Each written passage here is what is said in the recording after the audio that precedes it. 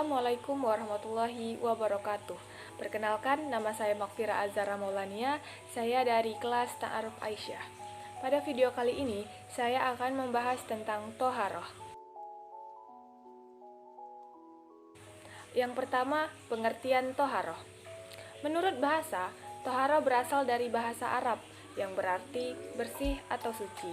Sedangkan menurut istilah, Toharoh yaitu suatu kegiatan bersuci dari najis dan hadas.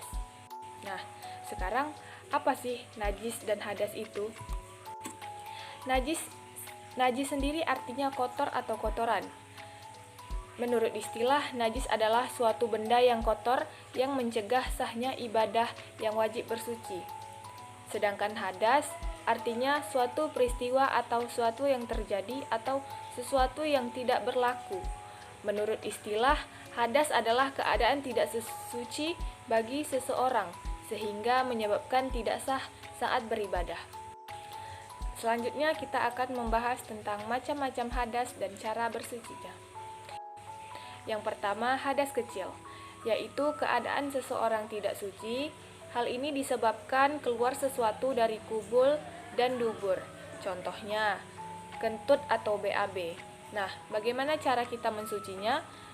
Cara kita bersuci dengan berwudu. Terus yang kedua, hadas besar. Hadas besar yaitu keadaan seseorang tidak suci karena hubungan suami istri, haid, dan lain-lain.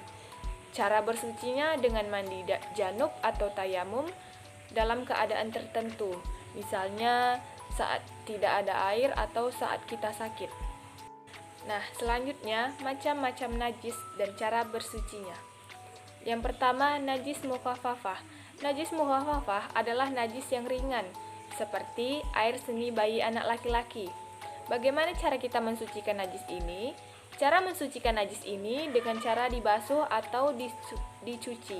Misalnya, saat kalian sholat terus terkena air seni bayi laki-laki. Nah, kalian cukup membasuh atau mencuci bagian yang terkena air seni tersebut. Kemudian najis mutawasitoh. Najis ini adalah najis yang berada di pertengahan atau sedang. Contohnya kotoran manusia.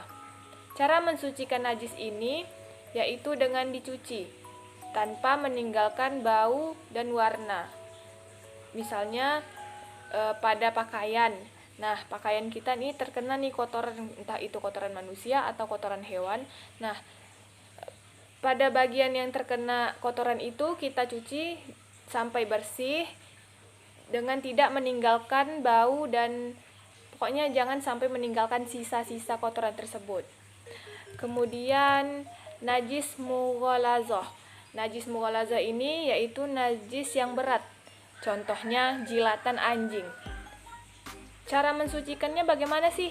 Nah, cara mensucikannya dengan dibasuh menggunakan 7 kali. Di antara 7 itu kita menggunakan 1 kalinya air yang dicampur dengan tanah. Selanjutnya kita akan membahas alat bersuci. Saat kita ingin bersuci, kita membutuhkan air atau sesuatu yang suci selain dari air, seperti debu dan batu. Selanjutnya kita akan membahas tentang macam-macam air. Air terbagi atas beberapa macam. Yang pertama, air mutlak. Air mutlak yaitu air yang suci dan dapat mensucikan. Contohnya air hujan, air laut, air sungai, air sumur, air salju, dan juga air embun. Terus, air mustakmal. Air mustakmal adalah air yang suci tetapi tidak mensucikan. Di sini ada beberapa keadaan. Yang pertama, apabila airnya sudah digunakan untuk bersuci. Contohnya air bekas wudhu. Hukumnya suci, tetapi tidak dapat mensucikan. Terus yang kedua, air yang dicampur dengan sesuatu. Contohnya air yang tercampur dengan teh. Air ini juga suci, tetapi tidak dapat mensucikan. Terus yang ketiga, air yang berasal dari pohon atau buah. Contohnya air kelapa dan air tebu. Terus yang ketiga, jenis air musammas. Air ini adalah air yang suci tapi makruh digunakan.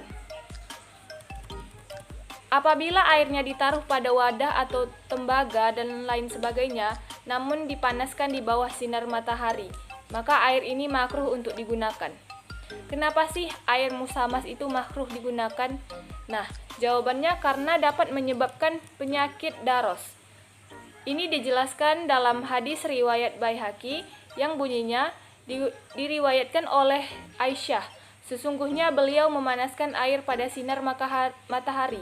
Maka Rasulullah Shallallahu Alaihi Wasallam bersabda kepadanya, "Janganlah engkau berbuat demikian ya Humairah.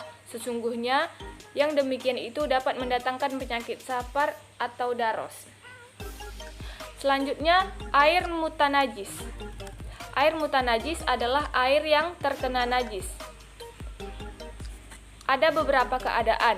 Apabila ada air banyak yang memiliki ukuran lebih dari 2 kulah, kemudian terkena najis, apabila berubah dalam segi bau, rasa, dan warna, maka hukumnya najis. Namun, apabila tidak berubah, maka hukumnya tidak najis. Terus yang kedua, air sedikit atau air yang jumlahnya kurang dari 2 kulah. Apabila air ini terkena atau tercampur dengan najis, maka air ini tidak dapat mensucikan atau najis. Nah, baiklah teman-teman, hanya itu sedikit penjelasan toharoh dari saya. Lebih dan kurang saya mohon maaf. Assalamualaikum warahmatullahi wabarakatuh.